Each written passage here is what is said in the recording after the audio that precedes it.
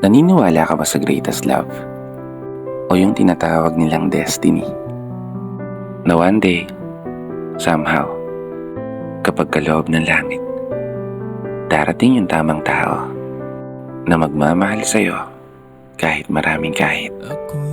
Totga, the one that God allowed. Yung the one na magpaparamdam sa'yo na you deserve to be loved. At deserve mo rin ng itrato at alagaan ng tama. Isang uri ng pagmamahal na umaayon ng tadhana. Isang tamang tao na magpaparamdam at maghahatid ng saya sa umaga. Isang tao na magbabalik ng iyong gana at taong magiging kasangga at makakasama mong humarap sa mga problema. Isang taong magiging sumbungan mo sa lahat at isang tao na magdadala sa iyo ng panibagong pag-asa. Maghahatid ng walang kapantay na saya, kilig at mga tawa.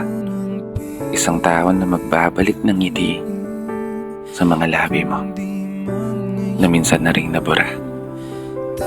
Isang taong mag-aalis ng lungkot na nagtatago sa puso na lagi mong daladala.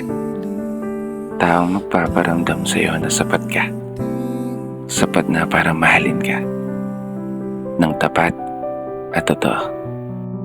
Isang pagmamahal na pinapangarap mo.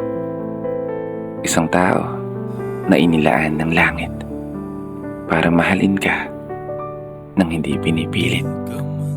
Kaya naman, kung hindi pa dumarating, huwag kang maiinip. Ang gawin mo sa ngayon, i-share mo na lang tong video na to at i-follow mo na rin ang aking Facebook page. Ganun lang magsingit. Basta maniwala ka lang at magtiwala ka lang. Darating din yung araw, makikilala mo rin yung tamang tao. Sa hindi man natin alam na sitwasyon, matatagpuan mo rin yan. Marahil sa tamang sandali at sa tamang panahon.